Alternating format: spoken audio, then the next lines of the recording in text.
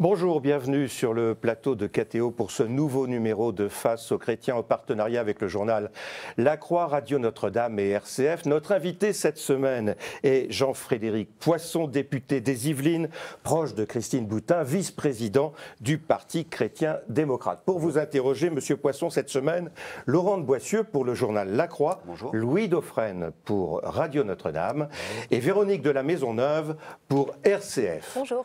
Jean-Frédéric Poisson, vous êtes beaucoup investi dans le débat sur le mariage pour tous. Nous y reviendrons dans quelques instants, mais avant tout l'actualité.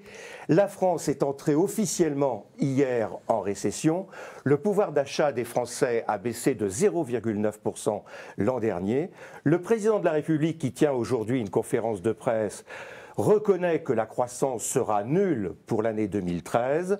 Jamais un président de la République, au bout d'un an, aura été aussi impopulaire. Est-ce que vous diriez, comme les responsables de l'UMP, que c'est un échec personnel de François Hollande ?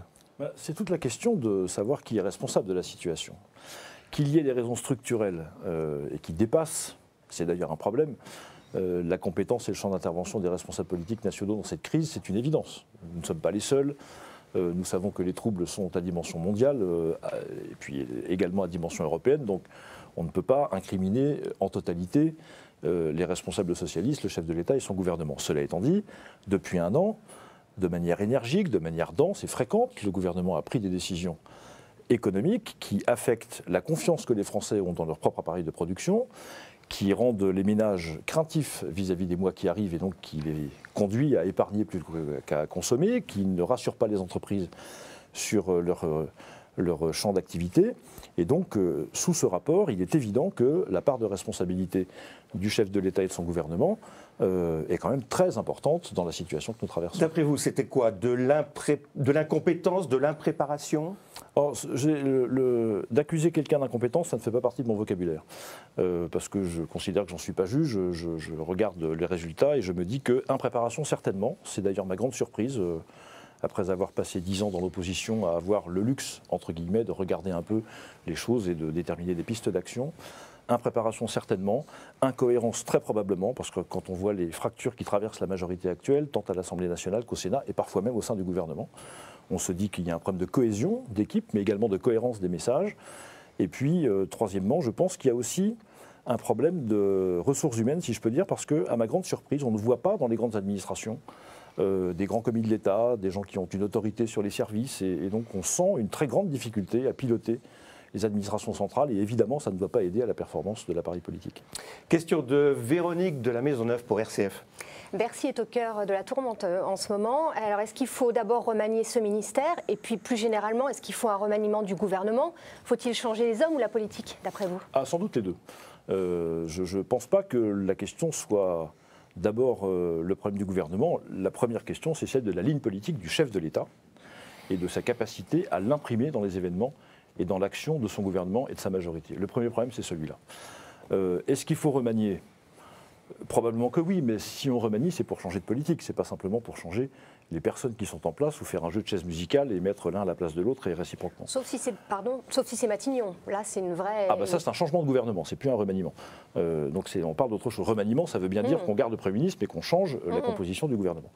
Troisièmement, est-ce qu'il y a trop de monde à Bercy? Si j'en juge à une forme de cacophonie à laquelle on est assez habitué, surtout ces jours-ci, en ce qui concerne l'action des ministres qui y sont, probablement que là aussi on retrouve ce problème de cohérence et de cohésion, de ligne politique aussi. Le dernier épisode sur Dailymotion, par exemple, était quand même révélateur à ce sujet. Au-delà de ça, je constate qu'en dépit des troubles qu'a généré la duplicité personnelle de M. Cahuzac et son départ mouvementé de ce ministère, dans la conception qui est la mienne, quand on est un ministre, quand on est un responsable, et quand on est le chef, pour dire les choses très trivialement, et qu'on a un de ses équipiers qui commet une faute de cette importance, eh bien on s'en va. Parce que de deux choses l'une, ou alors le ministre de l'économie et des finances, Pierre Moscovici, est responsable de tout ce qui se passe à Bercy, auquel cas il est comptable et redevable de ce que font les gens qui travaillent avec lui, et il devait partir, ou alors il reste, mais s'il reste, ça veut dire que ça n'est pas le responsable. Donc dans tous les cas, on a un problème dans cette triple dimension, dans ce ministère. Donc probablement, alors on sait que le remaniement à Bercy est au cœur de la tourmente, je ne sais pas ce qui en sortira, mais même les socialistes eux-mêmes commencent à dire, Bruno Le Roux par exemple, ou Laurent Fabius, qu'il y a beaucoup trop de monde dans ce ministère-là, donc sans doute qu'il va s'y passer des choses.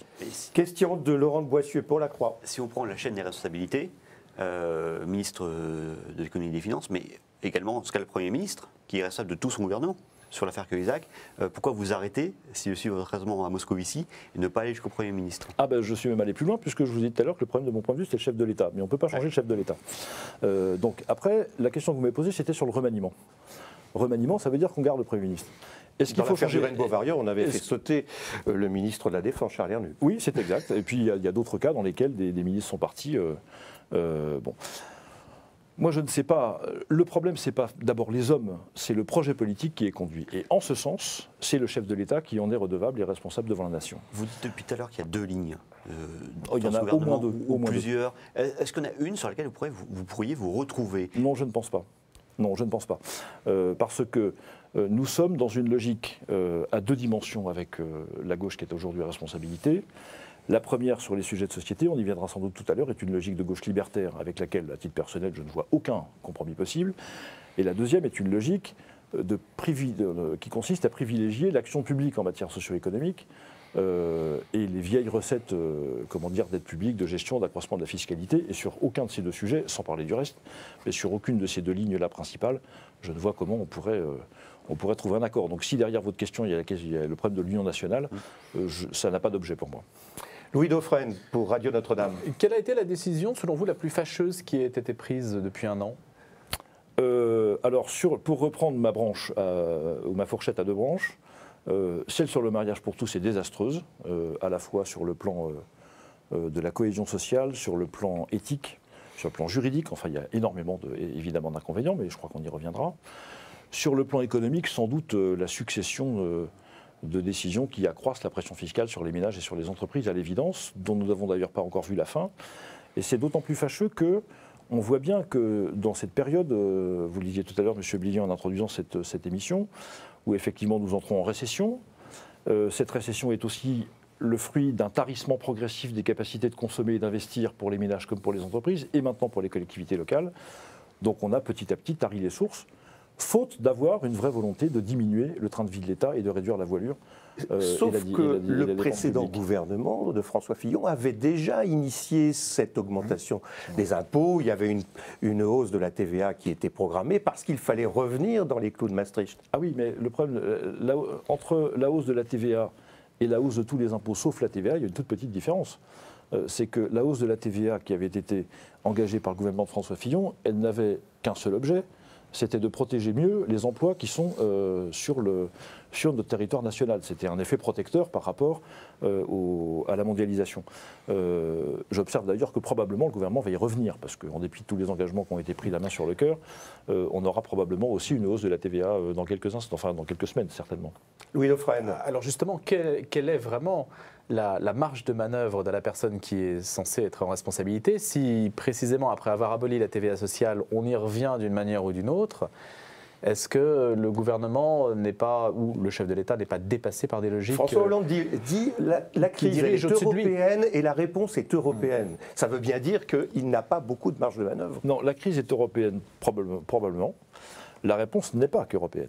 La réponse, elle est d'abord, et c'est d'ailleurs le message du président de la Commission européenne Barroso, qui a dit hier, qui a répété hier, que bien entendu on avait donné 2 ans supplémentaires à la France, mais c'est pas contre rien.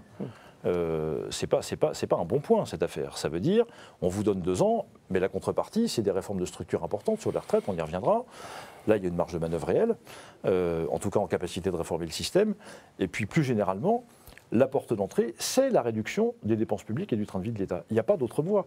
Et nous avions, même si nous n'avons dans le mandat précédent pas tout réussi, pas tout bien fait, pas tout vu, c'est d'accord. Donc des allocations aussi, de l'aide sociale. Ah, ça dépend lesquelles. Si vous me parlez des allocations familiales, j'y suis réfractaire. Une remarque de Louis Dauphren. Mais on reviendra sur ce sujet. Préciser, sur les allocations, c'est un sujet important. Quelles sont les allocations sur lesquelles vous êtes prêts à revenir, sur lesquelles il faudrait diminuer? Laurent de Boissieu. Alors, certainement pas les allocations familiales. Je crois que nous avions engagé dans le mandat précédent, avec Nicolas Sarkozy et François Fillon, le fameux programme de non-remplacement d'un fonctionnaire qui part à la retraite sur 2. J'observe que ce programme non seulement a été arrêté, mais que les embauches massives de fonctionnaires se sont faites dans différents secteurs, ou les promesses en tout cas. Et puis quelques recrutements se sont déjà produits. Tout cela alourdit la charge de la dépense publique et le fonctionnement de l'État. Et je pense que ce n'est pas le sens dans lequel il faut aller. Donc la première clé d'entrée, c'est le fait de revenir sur une vraie diminution de la dépense publique. Pas le fait de compenser les déficits par l'augmentation des impôts, parce qu'il y a deux logiques là qui s'opposent dans une large mesure. D'un côté, on réduit les dépenses pour revenir à l'équilibre, et de l'autre côté, on accroît les recettes. C'est évidemment des lignes politiques opposées. Deuxièmement, sur les allocations. Le gouvernement dit faire les deux. Non, ça n'est pas vrai. Sur 3 milliards, il y a 10 milliards, 20 milliards d'augmentation d'impôts et 10 milliards de réduction. Laurent Boissieu. Non, il n'y a pas 10 milliards de réduction, il y a des dépenses qui auraient dû provoquer 10 milliards supplémentaires et qui n'ont pas été engagés. Ça n'est pas faire des économies, ça veut dire ne pas dépenser ce qui avait été prévu. Ce n'est pas tout à fait la même chose. Sur le reste, sur la question des allocations, je crois qu'il ne faut pas toucher à ce pacte social français qui est le principe d'universalité des allocations familiales qui se déclinent de deux manières, toutes les familles sans exception, le même montant pour tous. Si on touche à ça, je pense qu'on rompt un des éléments essentiels du pacte social de notre pays, et ça n'est pas bon. Maintenant, qu'il faille réfléchir notamment sur les dépenses de santé, sur la manière de rogner sur un certain nombre de remboursements. Pourquoi pas mettre un certain nombre de dépenses de santé sous condition de ressources? C'est une piste qu'on doit pouvoir se donner la possibilité d'étudier.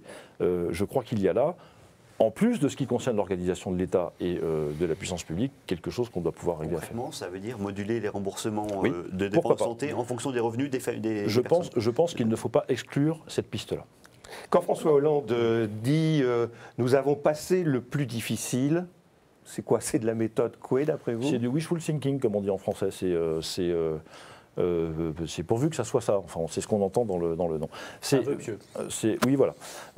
C'est exactement ça. Mais c'est quand même à peu près le seul à dire ça. Enfin, il y a un chef d'État au monde qui dit ça, c'est le chef d'État français.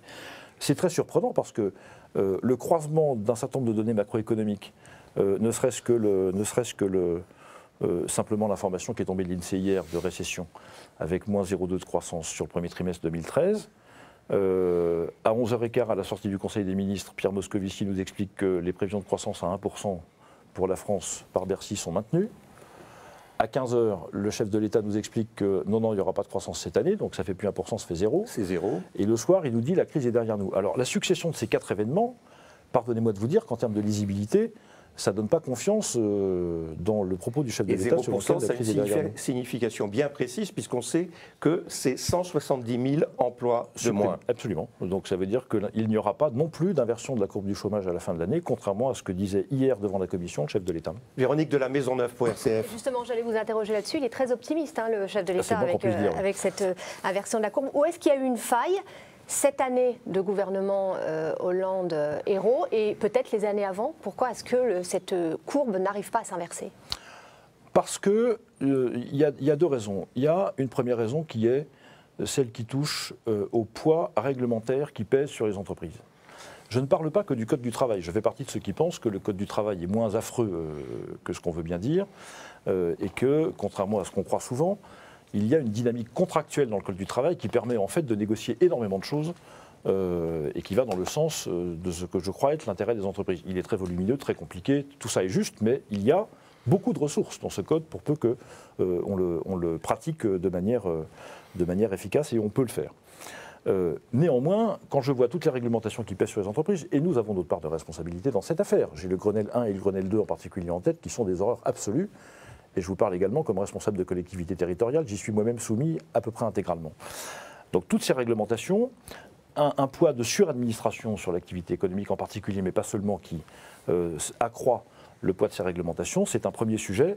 Lorsque le Premier ministre nous a dit il y a quelques semaines qu'il engageait une simplification administrative, bravo. Le président de la République nous a expliqué qu'il y avait un choc de simplification. Si je reprends sa formule il y a quelques semaines, pourquoi pas? Nous sommes nombreux à y avoir pensé, et souvent. Le faire, c'est autre chose. Donc il y a ce premier volet réglementaire. Il y a le deuxième volet qui touche le coût du travail. Il ne faut pas se leurrer. Quand nous produisons infiniment plus cher que nos concurrents directs sur les produits manufacturés qui viennent de l'extérieur de l'Europe, souvent, quand nous produisons plus cher que nos concurrents directs à structure économique comparable que sont les pays européens, il ne faut pas s'étonner que, bien qu'on délocalise, qu'on réduise les effectifs. Et donc il faut engager cette réflexion sur la compétitivité, y compris sur le coût du travail. Il ne faut pas évacuer ce sujet. Donc ce sont les deux aspects, à mon avis, pour lesquels... Question de Louis Dauphren. Alors justement, sur ces deux points, est-ce que vous pouvez nous donner un exemple de réglementation dont vous estimez qu'elle accroît le chômage? Premier point. Et second point, sur le coût du travail, si le travail coûte cher, c'est aussi parce qu'il y a une couverture sociale, il y a des choses qui vont avec. Et on ne sera jamais au niveau de ceux qui recourent à de l'esclavage. En tout cas, on ne désire pas être à ce niveau-là. Heureusement. Donc, à quoi ça sert de réformer un modèle social, sachant que toute réforme dans ce domaine ne pourra que nous tirer vers le bas? Ça sert, réformer le modèle social, ça sert parce que on n'est pas nécessairement contraint ou conduit à réduire le niveau de protection ou à abandonner notre modèle social au motif que nous diminuerions le montant des cotisations, par exemple. J'observe qu'il y avait un élément donné conjointement par le président de PSA, Philippe Varin, et par François Chérec, il y a 2 ans, dans un débat dans vos confrères de la presse écrite, et qui disait on devrait pouvoir transférer les cotisations d'allocation familiale payées dans le cadre du coût du travail sur l'impôt. Ce qui aurait pour effet de diminuer justement le coût salarial, donc d'accroître la productivité des entreprises. C'est une piste à laquelle on peut réfléchir, pourquoi pas. On peut imaginer aussi que lorsque effectivement nous faisons des efforts de rationalisation des dépenses maladie ou d'assurance maladie, on peut imaginer que cette rationalisation peut conduire à devoir baisser le besoin de financement des 4 branches maladie et faire en sorte que, maladie, vieillesse, retraite et ainsi de suite, et faire en sorte que de moindres coûts finalement soient impactés sur le coût du travail. Il y a des pistes de solutions, mais vous voyez bien que c'est toujours la même porte d'entrée. C'est-à-dire, tant qu'on aura une protection sociale qui effectivement coûte très cher, aussi parce que ses coûts de gestion et ses coûts de structure sont importants, évidemment, on ne pourra pas réfléchir de manière correcte. Donc il faut commencer par la réduction des dépenses publiques. Et sur la réglementation, juste l'exemple? Alors, vous en avez plusieurs, la loi sur l'eau, les lois sur l'énergie, les bâtiments HQE ou haute qualité énergétique. Ça crée du chômage. C'est dans la mesure où ça ralentit considérablement. Vous savez, un exemple concret. Dans la communauté de communes qui est la mienne, entre le moment où une entreprise décide de venir s'installer, construire un bâtiment sur la zone d'activité qui est la nôtre, et le moment où elle entre en fonction, il y a 2 ans et demi. 2 ans et demi. Parce que les permis de construire, la réglementation sur l'énergie, la loi sur l'eau, les bassins d'écoulement, les bacs de graisse, les trucs, etc. Alors il faut sans doute faire tout ça. Simplement, le process, ce n'est pas forcément le fond des réglementations. La manière dont on les met en œuvre, la façon dont l'administration parfois exerce le contrôle de manière extrêmement zélée, pour ne pas dire qu'on pinaille, tout ça ralentit la décision, ralentit l'efficacité des opérateurs économiques et donc, à terme, oui, prive d'activité et donc crée du chômage. Voilà, nous allons marquer notre première pause et on se retrouve dans quelques instants.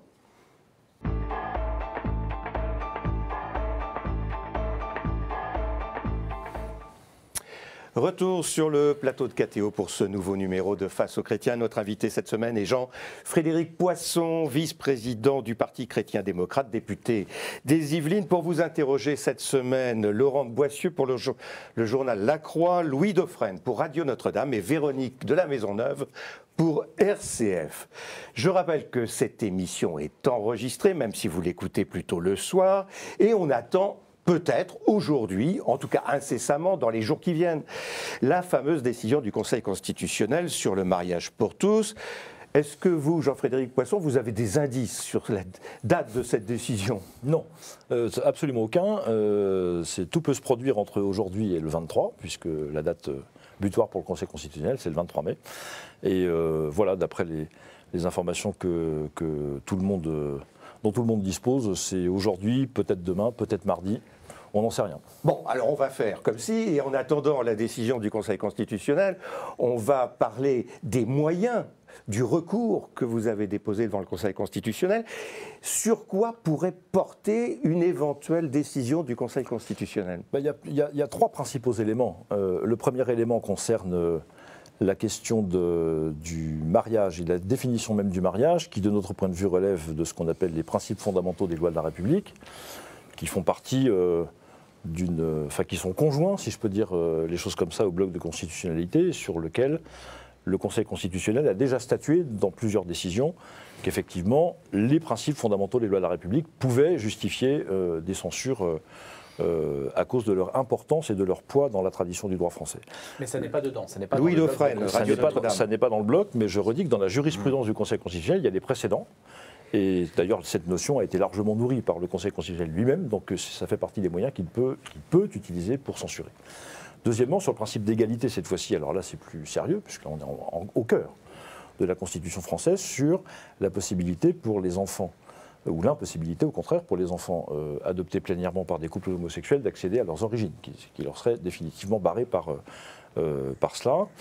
Et troisièmement, il y a un problème de forme qui est à mon avis pesant, sur le fait qu'en sollicitant le Parlement pour être habilité à légiférer par ordonnance, pour modifier 14 codes du droit français, le gouvernement n'a pas produit d'étude d'impact sur cette sollicitation et que pour le coup, ça fait partie du respect des droits fondamentaux du Parlement et je pense que sur ce moyen, il y a une vraie possibilité de censure. D'après vous, il est peu probable que le Conseil constitutionnel rejette en bloc le texte, mais il pourrait y avoir ce qu'on appelle dans le Conseil constitutionnel des réserves d'interprétation. C'est souvent le mot qu'on utilise.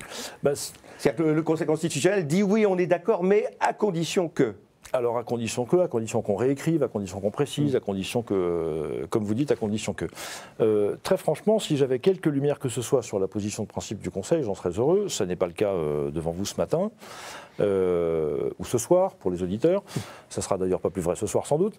Je ne sais pas ce que le Conseil constitutionnel va faire. De notre point de vue, les différents moyens que nous avons soulevés doivent pouvoir, en principe, permettre au Conseil constitutionnel de censurer chacun des points et de rejeter le texte en bloc. C'est notre point de vue, sinon nous ne l'aurions pas saisi. La probabilité qu'il réponde à notre sollicitation dans le sens que nous souhaitons, elle n'est pas proche de 100%. Je vous le concède. C'est-à-dire mais elle existe. Je ne sais pas la chiffrer, mais elle existe. Et nous avons, avec détermination, opéré cette saisine parce que nous croyons qu'effectivement, ce texte, nous l'avons d'ailleurs dit pendant tous les débats, pose de vrais problèmes sur les principes fondamentaux du droit français. Laurent de Boissieu-Lacroix. Quoi qu'il en soit, en vous écoutant, on a l'impression clairement qu'il y a des points qui pourraient poser problème constitutionnellement ou des réserves d'interprétation. Il y aura de toute façon, selon vous, une suite, une suite parlementaire, une autre loi qui sera pour préciser, est-ce que le combat parlementaire n'est pas fini là-dessus, selon vous? Ah, sûrement pas, non, il n'est pas fini d'abord parce que les ordonnances soient censurées telles qu'elles sont sorties de l'article 4 bis du projet de loi ou qu'elles soient maintenues par le Conseil constitutionnel, de toute façon, le gouvernement doit revenir devant le Parlement pour indiquer quel est le contenu des ordonnances qu'il prendra. Donc de toute façon, il y aura un débat à nouveau sur les conséquences du nouvel article 6-1 du Code civil qui définit le mariage et qui l'ouvre aux personnes de même sexe. Ces conséquences et leur déclinaison dans l'ensemble des codes devront faire l'objet d'un nouveau débat devant le Parlement, sans doute à l'automne. C'est d'ailleurs dans la loi qui a été adoptée par le Parlement au mois dernier. Deuxièmement, il y a les conséquences qui ont été annoncées cette fois-ci par le groupe socialiste, en particulier par Bruno Le Roux, son président, sur le fait qu'ils veulent, à toute force, c'est le cas de le dire, faire entrer la procréation médicalement assistée dans le champ des conséquences de ce mariage. Sur une autre loi. Alors sur une autre loi, ça peut être une proposition de loi modifiant le code de la santé publique, ça peut être à l'occasion... Et après l'avis du Conseil national d'éthique. Oui, alors ça on verra, parce que moi après je ne sais pas.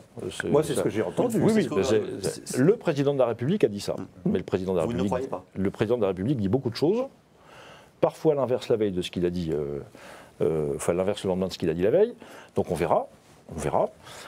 J'observe en tout cas que le groupe socialiste, par la voix de son président, a d'ores et déjà dit que la PMA serait dans la loi.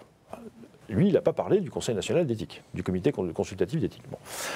Il y aura, alors ça c'est sur le plan parlementaire, à l'évidence, il faut des dispositions législatives pour faire entrer ce droit dans le périmètre du mariage homosexuel. Troisièmement, il y aura des conséquences parlementaires ou juridiques cette fois-ci sur la question des mères porteuses, qu'on appelle pudiquement gestation pour autrui, parce qu'à titre de conséquence, ainsi que nous l'avons démontré 25 fois, qui dit mariage pour tous dit PMA, et qui dit PMA dit mère porteuse. C'est mécanique.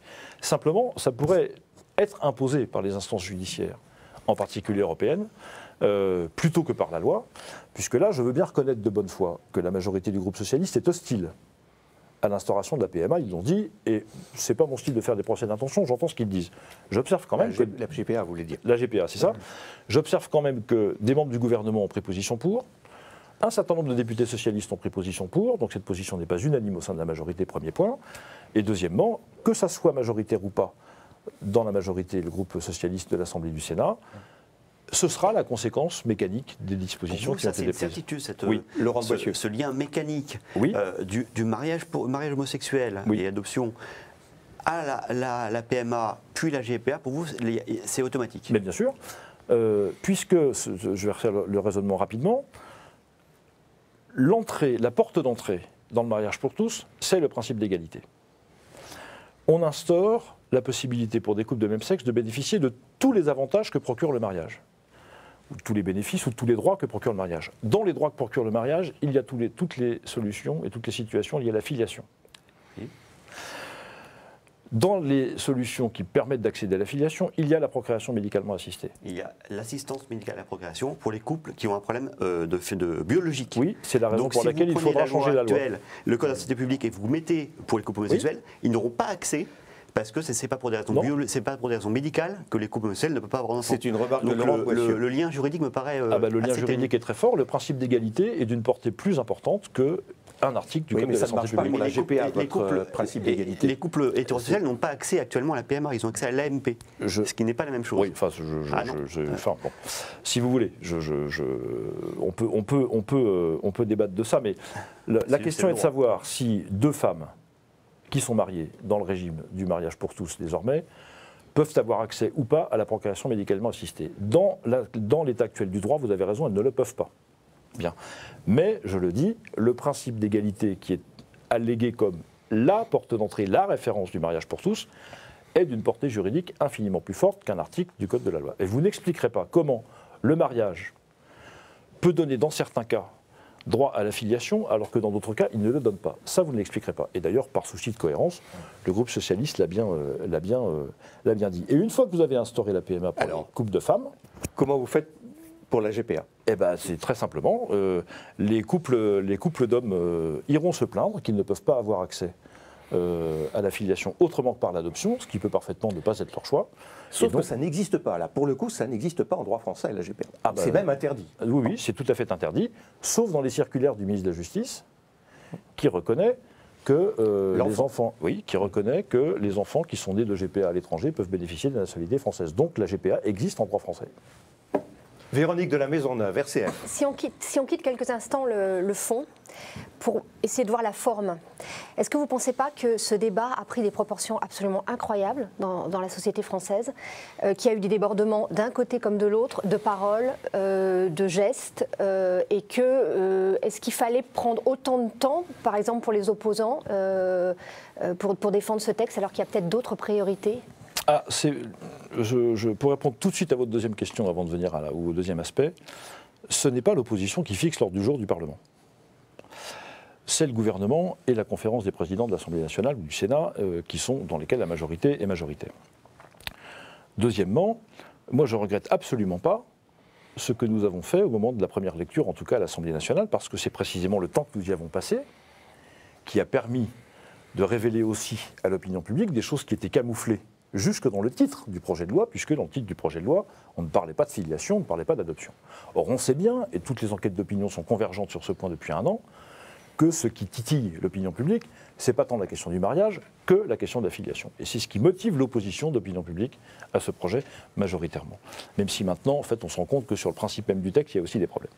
Donc, je crois que nous avons bien fait, et très franchement, c'est d'une certaine manière la seule arme qui soit laissée à l'opposition parlementaire. C'est de faire durer le débat pour que précisément on fasse émerger des choses qui pourraient être, on va dire, remises ou écartées ou mises de côté pour ne pas que ça se voie de trop. C'est ce que nous avons réussi à faire avec cette longueur et je crois que nous avons fait, ce faisant, notre travail de parlementaire.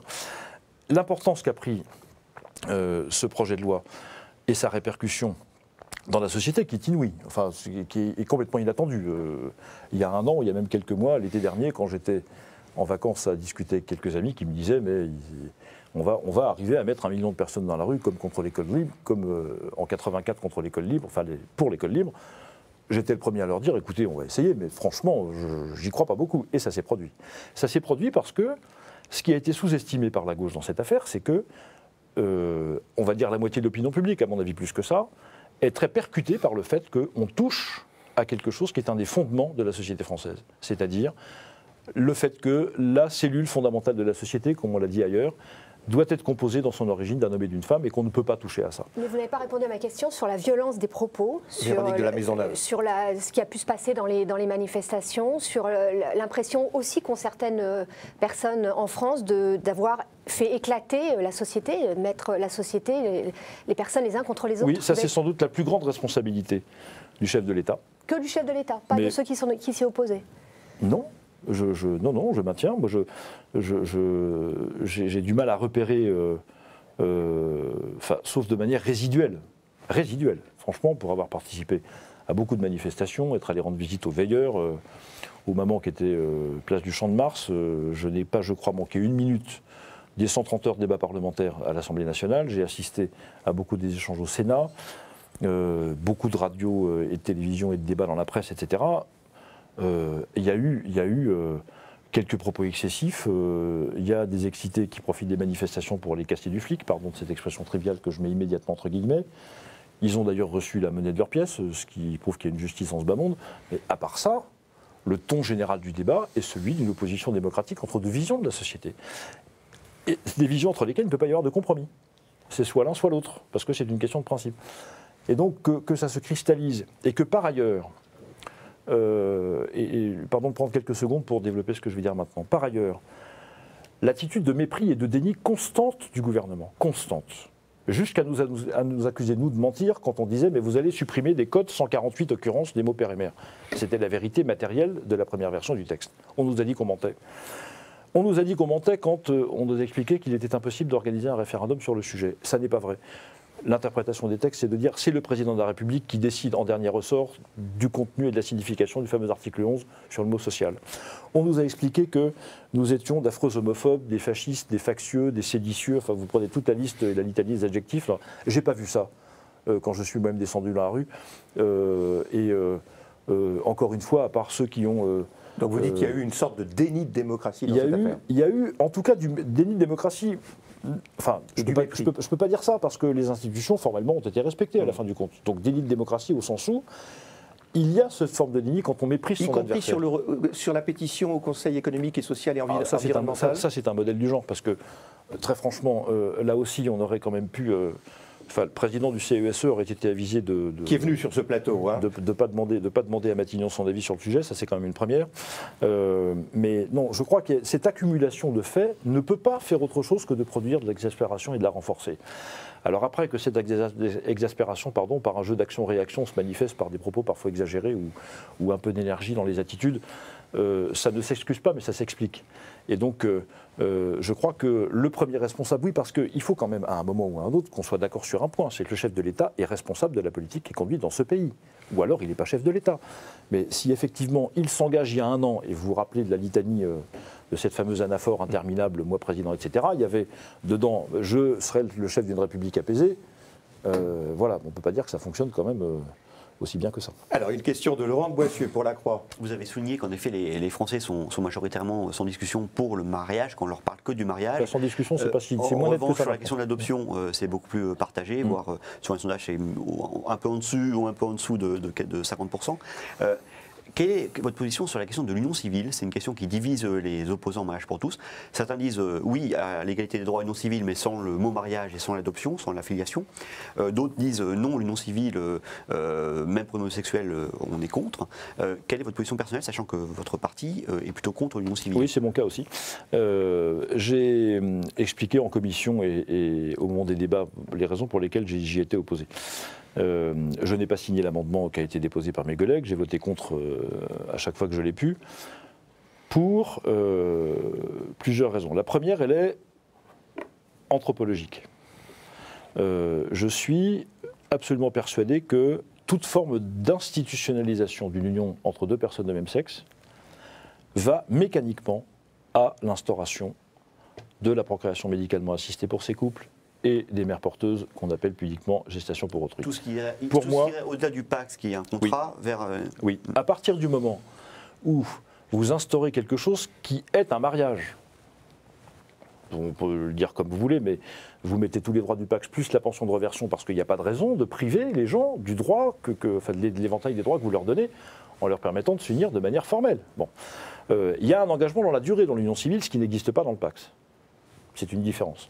À partir du moment où vous mettez ça, soit c'est un sous-mariage, auquel cas ça n'a aucune utilité, donc il faut que ça soit ouvert à tous, parce qu'il n'y a pas de raison qu'il soit réservé aussi aux personnes de même sexe, après tout. Soit vous ouvrez systématiquement la porte à tout le reste. Et on est évidemment, à mon avis, dans la deuxième branche de l'hypothèse. Deuxièmement, ça pose des problèmes juridiques énormes. Énormes. Toutes les raisons que nous avons soulevées devant le Conseil constitutionnel et qui ne manqueront pas, un jour ou l'autre, de se reposer. Troisièmement, je peux comprendre que ça soit une tentative de compromis politique. Ça, je peux l'entendre. Et mes collègues m'ont dit, mais oui, mais ça pourrait être un facteur d'apaisement. C'était une position de repli pour un certain nombre de vos collègues de droite. Alors là, et ça n'est que ça. Il y en a d'autres pour lesquels c'est un fond de conviction. Je peux répéter ça, mais j'ai dit j'étais opposé et les raisons pour lesquelles j'étais opposé. Donc l'union civile ne règle pas la question anthropologique posée par le mariage pour tous, enfin par le mariage homosexuel de plein droit, si je peux dire. Ne règle aucune des questions juridiques posées au titre des conséquences. Et en revanche peut constituer une solution politique d'apaisement dans le cadre d'un projet discuté, une contre-proposition, une proposition qui serait sur la table. D'en faire un motif de revendication plein et entier en considérant que ça réglerait tout d'un coup, ça c'est une opinion que je ne partage pas. Question de Louis Dauphren pour Radio Notre-Dame. Vous estimez que le 26 mai, donc les opposants au projet de loi Taubira doivent s'en tenir à la demande du retrait du projet de loi ou de la loi, quoi elle sert, et ne pas avoir un discours sur l'union civile? Moi, je pense que l'union civile n'est pas... il y a beaucoup d'autres choses dans le champ de la bagarre familiale qui nous attend que la question de l'union civile, qui ne me paraît pas prioritaire ici. Je suis persuadé que nous demander le retrait de la loi, ça me paraît très bien. Demander pourquoi pas que soit constitutionnalisé par référendum la définition d'un mariage composé d'un homme et d'une femme avec toutes les conséquences que ça peut avoir sur la réécriture de la loi le moment venu, ça me paraît très bien. Le reste, il reste tout ce qu'on a dit et ce qu'on n'a pas encore évoqué. Il reste la procréation médicalement assistée, il reste la question des mères porteuses, il y a l'intrusion de la théorie du genre dans les enseignements scolaires, dans l'école primaire, parfois même dans certaines maternelles, si on en juge un certain nombre de reportages télévisés qui commencent à arriver. Il y a la déclinaison de cette théorie du genre dans tous les services publics. Je renvoie nos auditeurs vers le site du ministère des Droits des Femmes. Vous avez un document d'une 15aine de pages qui dit comment la théorie du genre doit maintenant inspirer l'ensemble des politiques publiques dans notre pays. Il y a tout ce qui touche au rabotage des libertés des familles avec les perspectives qui s'annoncent sur les allocations familiales et les ressources familiales dans leur budget. Donc il y a beaucoup de motifs de manifester le 26 mai contre la politique familiale du gouvernement. Ensuite, est-ce que tous les gens qui viendront n'auront que ça dans la tête à titre de motif de manifestation? On a bien vu ces derniers temps, sans doute que non. Au-delà du mariage pour tous, il y avait derrière ces manifestations, ou dans l'esprit de certains, une politisation de la manifestation. Mais elle est politique, cette manifestation, quoi qu'il arrive. Oui, mais vous voyez bien ce que je veux dire. Oui, je crois que je vois bien. C'est une manifestation qui est politique. Ça rejoint la question de Mme la Maisonneuve tout à l'heure.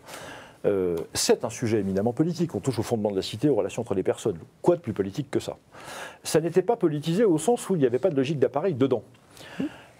Est-ce qu'il faut en mettre? On n'a pas vu le Front National pendant très longtemps dans ces manifestations. Et on ne l'a pas vu non plus dans l'hémicycle très longtemps, pour tout vous dire. Donc ça n'est pas ma conception du combat parlementaire, mais c'est un point de vue personnel. La dernière fois, ils étaient là. Oui, oui.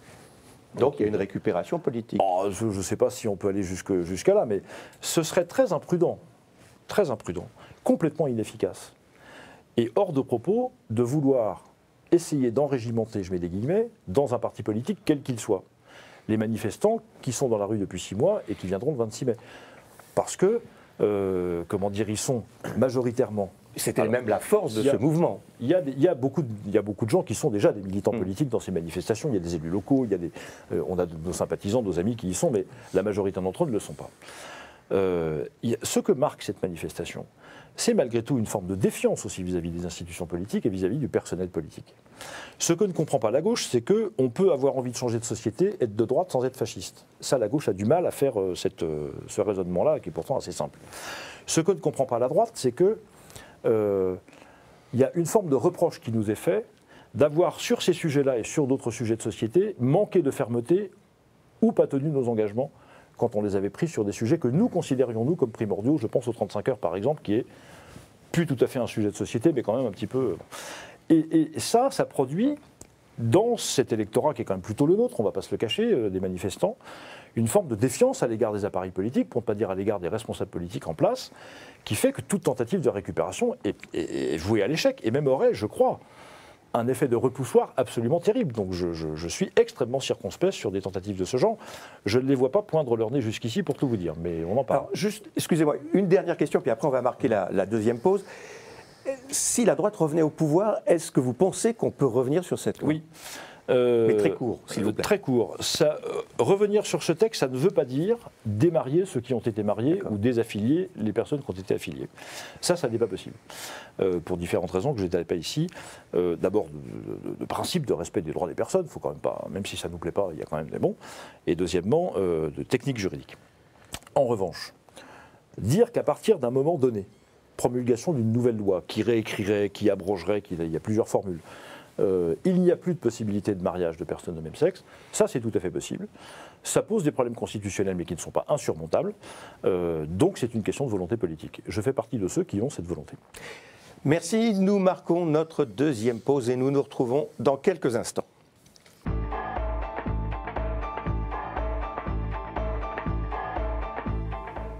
Retour sur le plateau de KTO pour ce nouveau numéro de Face aux chrétiens. Notre invité cette semaine est Jean-Frédéric Poisson, député des Yvelines, vice-président du Parti chrétien-démocrate. Pour vous interroger cette semaine, Véronique de la Maisonneuve pour RCF, Louis Dauphren pour Radio Notre-Dame et Laurent de Boissieu pour La Croix qui vous pose la première question. Alors on l'a souligné, ces manifestations ont été un grand succès. Ce ne sont pas les partis politiques qui en étaient à l'origine. Brigitte Bardot, donc, qui a été un peu qui a lancé le mouvement, a déclaré qu'il y aurait une suite aux élections municipales. Est-ce que vous pensez que votre parti, l'UMP, et le Parti chrétien-démocrate, parce que vous êtes aux deux, associés, oui. doivent, peuvent, et de quelle façon ouvrir leur liste à des personnes issues de ces manifestations? Je pense qu'il y a dans les manifestants, et spécialement chez les gens qui coordonnent sur le terrain l'ensemble des déplacements des manifestants, il y a des ressources humaines de grande qualité, visiblement. On n'arrive pas à réaliser ce genre de rassemblement comme ça en claquant des doigts. Rien de tout ça ne se fait tout seul. Donc des gens qui sont déterminés, qui ont des convictions, des valeurs, qui veulent les défendre, et qui cherchent des moyens de les défendre, pourquoi pas dans la liste municipale, à partir du moment où il n'y a pas de point de rupture entre les convictions qui sont les leurs et celles que peuvent défendre nos formations politiques, nous avons très naturellement vocation à travailler ensemble. Oui. Vous avez des contacts avec des personnes précises qui pourraient sur des listes... Bien sûr, oui. Bien sûr, on les connaît, nous parlons ensemble, même si par ailleurs, la première chose que je leur dis, j'ai d'ailleurs écrit sur certains sites internet de vos confrères, entre un engagement associatif qui est sur un point donné, d'un côté, et d'un autre côté, un engagement politique, même local, qui s'inscrit dans la durée, qui est par définition plus universel et plus constant dans le temps, il y a beaucoup de différences. Donc on doit discuter avec les responsables de la Manif pour tous qui veulent s'engager sur le terrain, on le fait d'ailleurs. Nos listes en particulier à Rambouillet sont ouvertes et ceux qui veulent s'engager pourront le faire, s'engager pour la cité. Il ne faut pas qu'il y ait de malentendus sur le sujet. Et vous ne craignez pas la concurrence à certains endroits, on l'a vu au cantonal de 2011 avec des candidats parfois des reproches du Parti chrétien-démocrate être élus contre des candidats UMP. Est-ce que vous ne craignez pas la concurrence de listes divers droite issues de cette mouvance à laquelle votre Parti chrétien-démocrate de Castelnau-Boutin est un peu à la fois l'UMP et en même temps proche de cette mouvance divers droite très en pointe sur ces questions-là?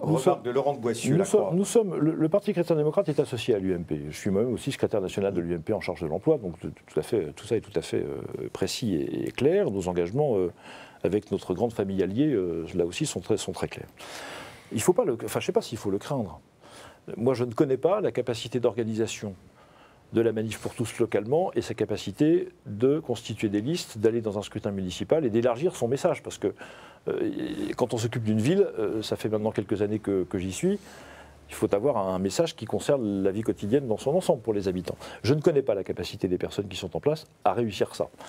Ce que je pense, c'est que nous avons, au municipal de 2014 plus largement, la responsabilité de sanctionner la gauche pour ses choix politiques Nous, partout. c'est la droite, comme vous l'avez. Oui, absolument. Nous avons la responsabilité de sanctionner les choix politiques de la gauche, y compris locaux. Et donc, même s'il y a des listes concurrentes au premier tour, il y a toutes les raisons de croire qu'au second tour, les choses pourraient s'arranger. Le week-end dernier, on a vu Jérôme Cahuzac revenir sur le marché de Villeneuve-sur-Lot. Peut-être qu'il va se représenter. Qu'est-ce que ça vous inspire? 3 réactions. La première, c'est que rien ne peut l'empêcher sur le plan juridique. La deuxième, c'est que si rien ne l'empêche sur le plan juridique, sur le plan éthique, c'est, on va dire ça, plus contestable. La troisième, c'est que humainement, c'est le plan humain, humainement, je peux comprendre que la cruauté dont Jérôme Cahuzac a fait preuve de la part de ses collègues et anciens amis du gouvernement et de la majorité socialiste du Parlement, cette cruauté qu'il a subie, puisse le conduire à leur faire une sorte de pied de nez, pour ne pas dire de bras d'honneur. Et autant sur le plan éthique, je pense que ce serait une mauvaise idée, y compris pour lui, mais il en est le seul juge, autant sur le plan humain, je peux comprendre. Dans une tribune au Figaro, vous avez parlé d'inquisition publique à propos de la publication des patrimoines des élus. Oui, j'ai dit ça, parce que je pense que il y a beaucoup déjà de contrôles qui sont effectués sur le patrimoine des élus. Pas trop, mais il y en a beaucoup. D'ailleurs, il y a des rappels, il y a des précisions qui nous sont demandées. Et la commission de contrôle nous dit à chaque fois que si on ne fait pas diligence, les éléments peuvent être transmis au procureur de la République pour poursuite. Et je trouve ça normal. Mais d'un autre côté, entre ces contrôles qui peuvent peut-être être renforcés, les modalités, etc., très bien, pourquoi pas, et le fait de jeter en pâture le patrimoine des élus, ce qui n'a aucun effet. Enfin, l'expérience vécue avec le patrimoine des ministres, enfin, c'est burlesque. Ça ne change rien. Ça n'accroît pas la confiance qu'on a dans les élus, ça incite à toutes les comparaisons. Et comme je l'ai dit dans l'article que vous avez eu la gentillesse de citer, ça fait bouffer des élus au petit déjeuner par les Français. Je pense que ce n'est pas bon. Laurent de Boissieu. L'UMP a décidé d'organiser une primaire avant l'élection présidentielle, c'est-à-dire qu'il y ait plusieurs candidats éventuellement qui représentent plusieurs sensibilités, et ensuite tout se retrouve derrière un seul candidat pour l'élection présidentielle, le premier tour. Oui. Est-ce que le Parti chrétien-démocrate et la famille de sensibilité que vous représentez devraient avoir un candidat à ces primaires? Oh, ça, j'en sais rien. J'en sais rien. Je pense qu'à la fois, je suis partagé sur ce sujet parce qu'à la fois, il ne faut pas ajouter du désordre au désordre. Les primaires, c'est fait pour exprimer la diversité avant de se réunir derrière un seul candidat à la présidentielle. On est bien d'accord, mais ce n'est pas notre culture. Ça n'est pas notre culture. Christine Boutin était candidate et a eu des velléités d'être candidate l'année dernière. Je ne le méconnais pas, mais si vous interrogez Jean-Frédéric Poisson, c'est lui qui vous répond. Et moi, je vous dis, ce n'est pas la culture des partis de droite de faire des primaires. Ce n'est pas dans nos gènes.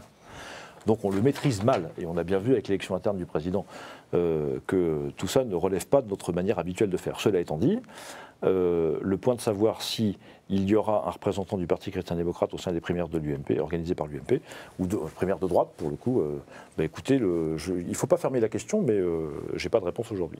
Question de Louis Dauphren. La question aurait un lien avec toutes celles qui ont été évoquées précédemment. Est-ce que vous êtes pour sanctionner les sénateurs UMP qui ont fait passer le texte au Sénat, le texte Taubira? Non. Non. Jean-François Copé s'y est opposé, mais vous êtes un petit peu quand même en porte-à-faux. Hein. Pourquoi ? De fait, vous êtes associé à un parti politique. Vous avez dit tout à l'heure, pas de récupération, ça serait voué de toute façon à l'échec, ça aurait un effet repoussoir. Et en même temps, vous êtes associé à un parti politique qui a contribué quand même au passage du texte, que vous dénoncez par ailleurs. Alors, contribuer au passage du texte, je ne suis pas sûr que ce soit... C'est un positionnement qui est délicat. Je suis pas... Non, c'est pas moins d'une minute. En moins d'une minute, très bien. L'UMP en tant que tel n'a pas contribué au passage du texte. L'immense majorité des sénateurs UMP qui étaient présents en séance au Sénat ont voté contre, ainsi que le film peut l'attester. 97% des députés de l'UMP à l'Assemblée nationale ont voté contre 2 lectures. Et donc, mais ça n'a pas suffi. Non, parce que nous sommes dans l'opposition. Mais ça aurait pu être le cas au Sénat. Moi, je ne pense pas. Je ne pense pas. Sanctionner les sénateurs, non. Je ne suis pas favorable à ça. En tout cas, comme parti politique, ce sont les électeurs des sénateurs qui les sanctionneront s'ils le souhaitent. C'est la logique des institutions. Et je défendrai jusqu'à la mort la possibilité pour un parlementaire de voter selon l'avis qui est le sien. Et lorsque cette liberté n'existera plus, eh bien, je quitterai le groupe qui me privera de cette liberté, parce que sans cela, il n'y a pas d'exercice de mandat parlementaire possible. Donc ils ont fait une erreur, sans doute, c'est mon avis, mais d'ici à les sanctionner pour ça, il ne faut quand même pas exagérer. Merci. Fin de cette émission. Jean-Frédéric Poisson, député des Yvelines et vice-président du Parti chrétien-démocrate, était cette semaine l'invité de Face aux chrétiens. La semaine prochaine, Nous recevrons Christian Jacob, le président du groupe UMP à l'Assemblée nationale. Nous aurons sans doute la décision du Conseil constitutionnel et nous l'évoquerons. Et d'ici là, passez une bonne semaine.